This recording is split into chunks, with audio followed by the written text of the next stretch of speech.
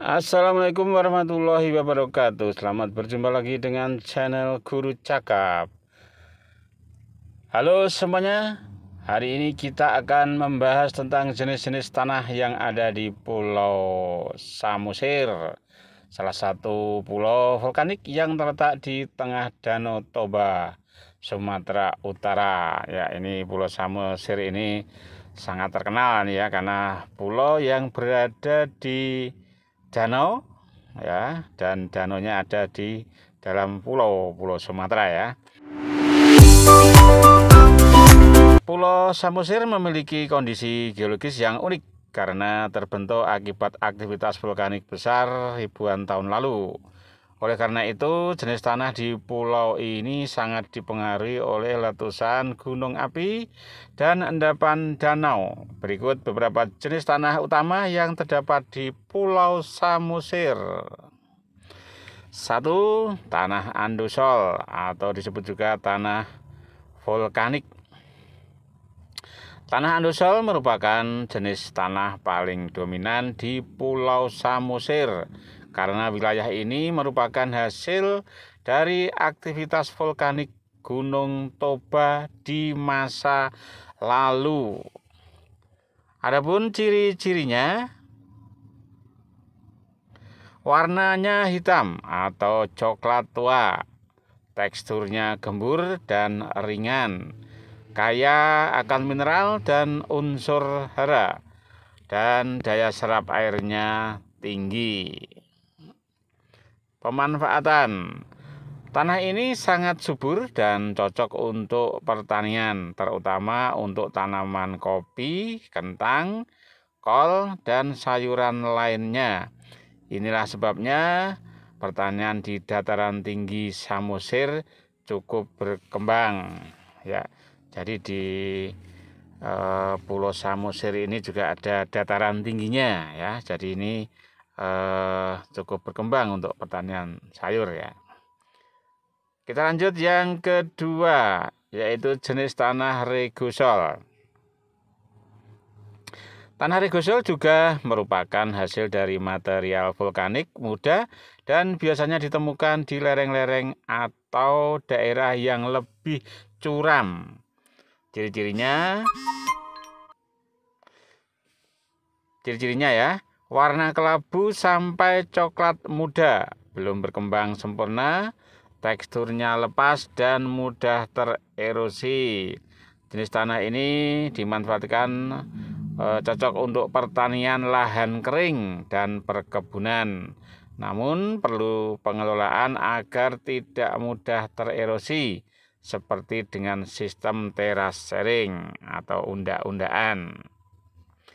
Yang ketiga adalah jenis tanah litosol.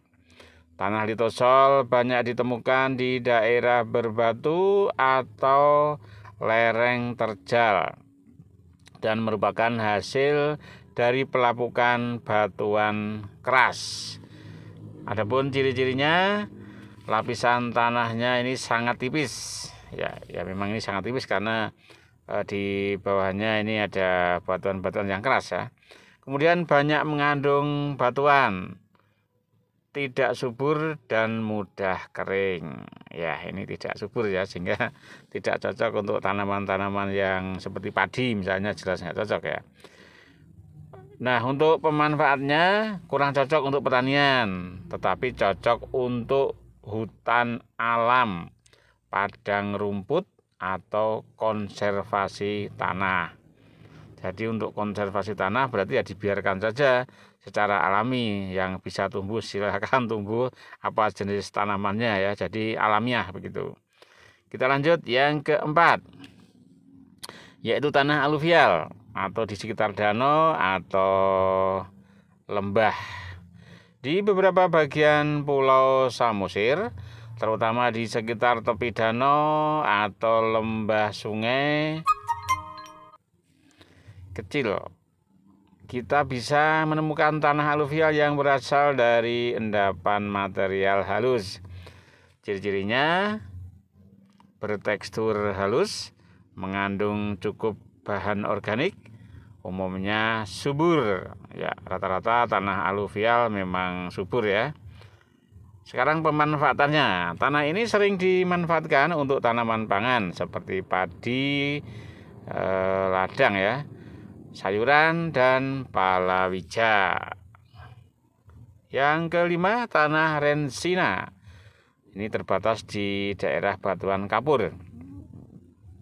Pada daerah tertentu di Samosir yang mengandung batuan kapur terbentuk tanah rensina dengan ciri-ciri warnanya gelap tetapi dangkal, banyak batuan kapur, subur secara kimia tapi miskin secara fisik.